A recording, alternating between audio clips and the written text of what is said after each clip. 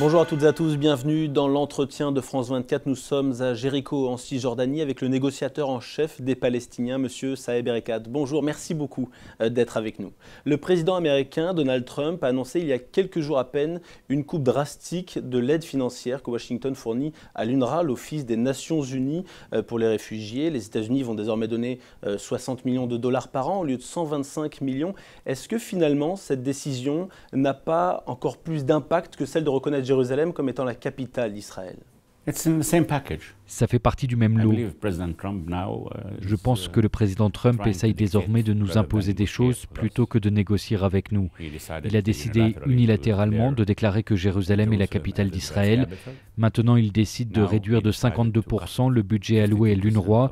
Je crois que Netanyahou et Trump essayent de nous imposer ce qu'ils veulent et ensuite ils nous disent « Venez par là, nous savons ce qu'est le mieux pour vous. Si vous n'acceptez pas cela, nous allons réduire nos aides, nous allons vous punir. »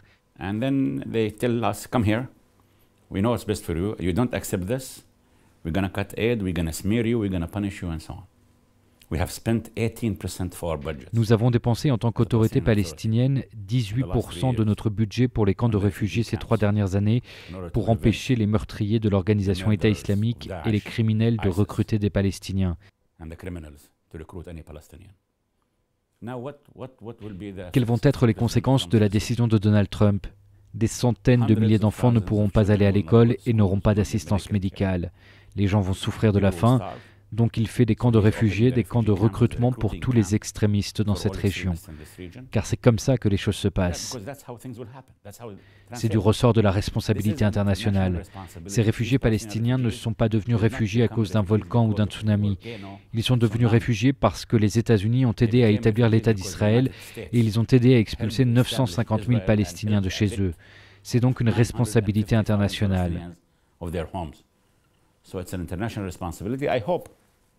J'espère que la France et les autres pays de la communauté internationale vont réagir vite pour combler le manque et aider l'UNRWA à accomplir sa mission. C'est simplement une question morale.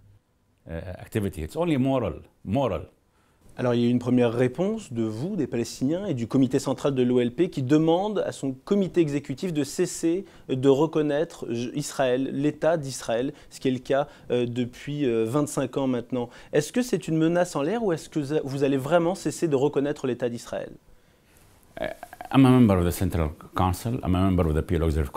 Je suis membre du comité central, je suis membre du comité exécutif de l'OLP. Le comité central, qui est le deuxième plus important corps législatif de la politique palestinienne, a pris cette décision, cette très grave décision. Tout d'abord, ils ont réitéré nos engagements envers la loi internationale en ce qui concerne la résolution du Conseil de sécurité en faveur d'une solution à 2 États. Et ils nous ont recommandé certaines choses, comme le fait que nous devrions suspendre nos relations jusqu'à ce qu'Israël reconnaisse un État palestinien. Parce que qu'est-ce qu'il se passe maintenant? Depuis 23 ans, nous avons reconnu à Israël le droit d'exister, nous avons pris part aux négociations, nous avons condamné les violences et nous avons poursuivi le chemin des négociations pour sauver des vies israéliennes et palestiniennes. Et de son côté, le gouvernement de Netanyahou, qui n'a rien fait depuis 2009, annonce encore plus de colonies, plus de démolitions, la confiscation de nos terres. Il détruit la solution à 2 États et essaye de créer un État avec 2 systèmes, c'est l'apartheid. Donc vous allez le faire?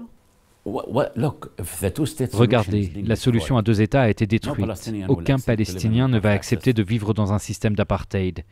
Et l'alternative aux 2 États, c'est un État avec les mêmes droits pour tout le monde, ce que les Israéliens n'accepteront jamais.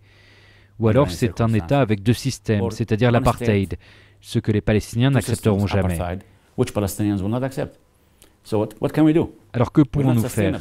Ce n'est pas durable. On en arrivera très bientôt à un Israël puissance occupante du Jourdain à la Méditerranée. Donc je n'ai pas besoin de l'argent de Trump parce que Netanyahou, en tant que puissance occupante, devra payer les salaires, les camps de réfugiés, les professeurs, les médecins, les infirmières et tout ça. Donc vous êtes en train de me dire qu'il va désormais y avoir un seul État, vu que la solution à 2 États est morte, selon vous? Le président Trump, durant son discours, a dit qu'il n'était pas contre la solution à 2 États si les 2 parties sont d'accord. Donc il a offert à Netanyahou son veto pour 2 États.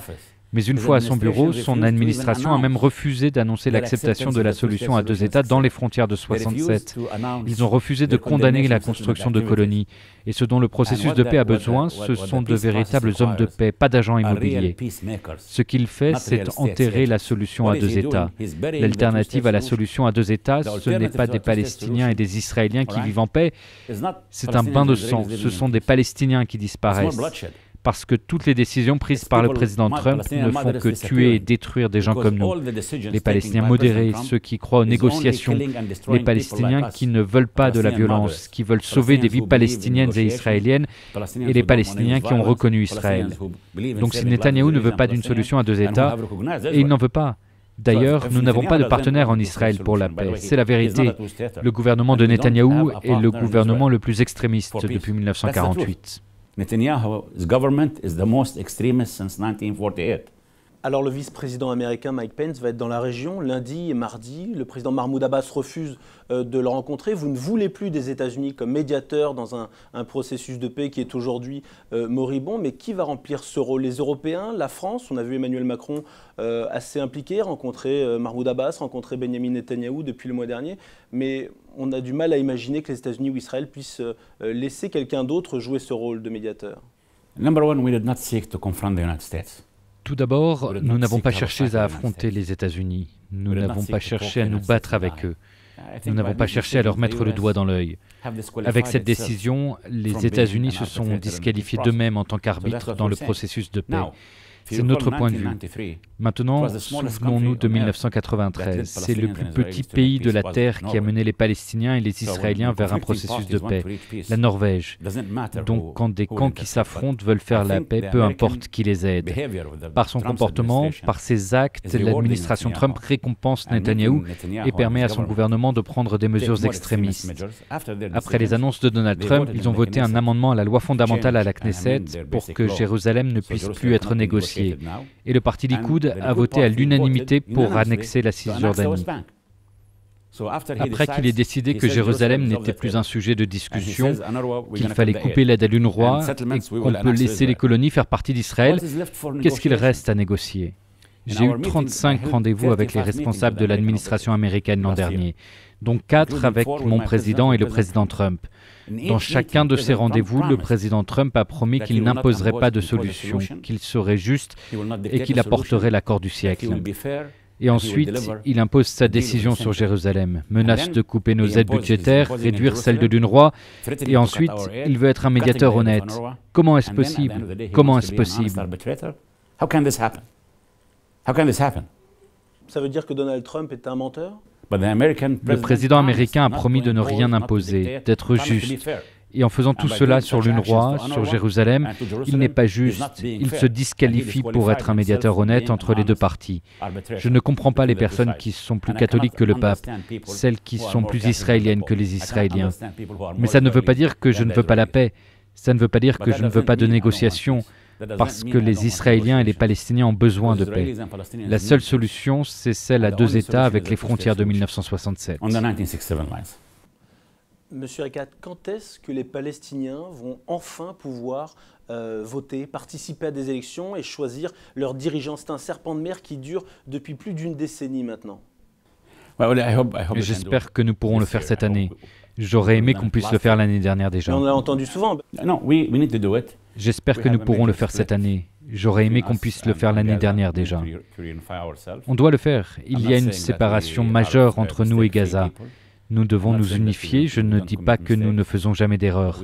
Nous avons besoin d'élections avec les différents partis palestiniens. Nous devons nous affronter dans les urnes et pas avec des balles. Donc nous faisons tout ce qui est en notre pouvoir en ce moment pour parvenir à cette réconciliation, notre partenariat politique pour permettre à notre peuple de participer à des élections législatives et présidentielles, mais aussi pour l'OLP et notre Parlement. Il y a un processus de réconciliation nationale en ce moment entre le Fatah, qui est majoritaire ici en Cisjordanie, et le Hamas à Gaza. Mais comment est-ce que cela pourrait faire avancer la paix de voir le Hamas au gouvernement? On se doute bien que les États-Unis ou Israël refuseraient catégoriquement de vous parler dans ce cas-là. Je ne pense pas que les États-Unis ou Israël accepteraient de signer la paix avec moi sans que Gaza et la Cisjordanie soient un territoire uni et sans que nous soyons tous sous la même loi, la même autorité. Je ne pense pas qu'il puisse y avoir un État sans Gaza. Netanyahou dit aujourd'hui, avec qui je fais la paix, avec Gaza ou la Cisjordanie, parce que nous ne sommes pas unis. Vous voyez comme il nous montre du doigt. Et quand je vais pour me réconcilier avec le Hamas, alors il dit « Oh, je ne peux pas vous parler à cause du Hamas ». Ce qu'il fait en fait, c'est me lier les mains, me lier les pieds et me jeter à la mer. Et il vous dit « Regardez, il ne sait pas nager, ce n'est pas un partenaire, il coule ». Je ne peux rien faire sans cette réconciliation. Je ne peux pas avoir un État palestinien sans cette réconciliation. Il le sait. Les Américains, les Israéliens, les Européens le savent. Tout ce que j'espère maintenant, c'est que le président Macron va être en tête dans l'intérêt de la France et de l'Europe pour faire perdurer l'espoir chez les Israéliens et les Palestiniens qu'une paix est possible. Nous ne voulons pas tuer l'espoir, nous ne voulons pas donner des munitions aux extrémistes. Le désespoir mène à des actes désespérés. Le plus important pour la communauté internationale aujourd'hui est de rester ferme sur la loi internationale, l'état de droit, la solution à deux États avec les frontières de 1967, un État palestinien avec Jérusalem-Est comme capitale pour vivre côte à côte avec Israël sur la ligne de 67. C'est ce qui doit être fait, c'est le message qui doit être transmis aux Palestiniens et aux Israéliens. Nous devons maintenir l'espoir en vie. Si on ne le fait pas, c'est le terreau de l'extrémisme. Merci beaucoup, M. Erekat, d'avoir accepté de répondre à nos questions. Merci à vous de nous avoir suivis. C'est la fin de cet entretien. Tout de suite, d'autres informations sur France 24.